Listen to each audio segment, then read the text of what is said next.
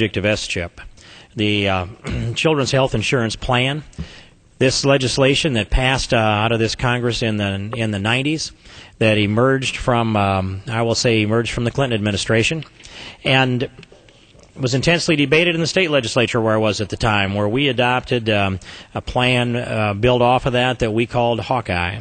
But and that's just the Iowa version, and it wouldn't apply unless there happens to be a Buckeye in Ohio. Or but the SCHIP program was an intense debate here. It continues to be debated across the country. The president is poised to debate to veto the SCHIP bill, and I think he has very sound reasons to do so, Madam Speaker.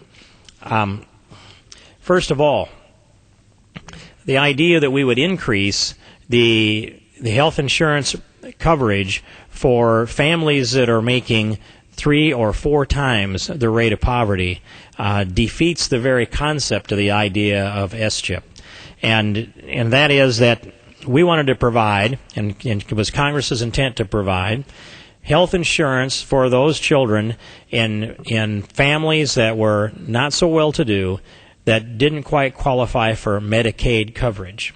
And so from the Medicaid side of this, it wasn't quite enough to reach up into those lower-income families. And so SCHIP was created. And as it was created, and it came to the states, we adopted in my state an SCHIP program that covered 200% of poverty, trying to reach into those kids that weren't insured. So here are the levels that are produced by the Congressional Budget Office just this year. If you cover between 100 and 200% of poverty, half of the kids that have the children will have private health care anyway, about half of them within that range. The legislation that first passed off of the floor of this Congress, this Pelosi-led Congress that was then modified by the Senate, is way over on the right. That's 400% of poverty.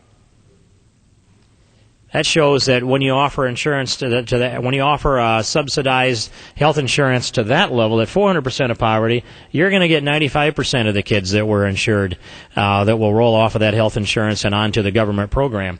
The various stops in between, 300 to 400% of poverty, 89%. Well, that's 9 out of 10 kids are already covered. You're going to get them off and onto the government program. 200 to 300%, it's 77%. So what was our mission here? What were we seeking to do? One is the SCHIP program needed to be reauthorized. It was expiring and needed to be reauthorized. And so it needed to be brought before this Congress, and we need to make a decision on how it was going to be shaped and what the parameters of SCHIP would be. And I would have liked to have seen it extended at 200% of poverty, and I would have liked to have seen some of those 25-year-olds that were collecting SCHIP insurance be taken off of those rolls and roll this thing down to where it'd be kids, not young adults, that should be taking care of their own health insurance. But instead, the leadership in this Congress saw fit to bring legislation to this floor and roll over the top of an intensely opposed minority at 400% of the poverty level. Now, to give you an example of what that is, the poverty level is fairly consistent across the country, but in Iowa, if that SCHIP plan that was first offered by this Pelosi Congress, that was passed off this floor over to the Senate, were enacted into law, in a state like Iowa, a family of 4, a mom and a dad and 2 kids, would qualify for SCHIP coverage even if they're making $103,249 a year. Now, I call that pretty well off. If you're making 6 figures, you've got two kids in the family, 4 mouths to feed, you should be able to find a way to take care of your own health insurance.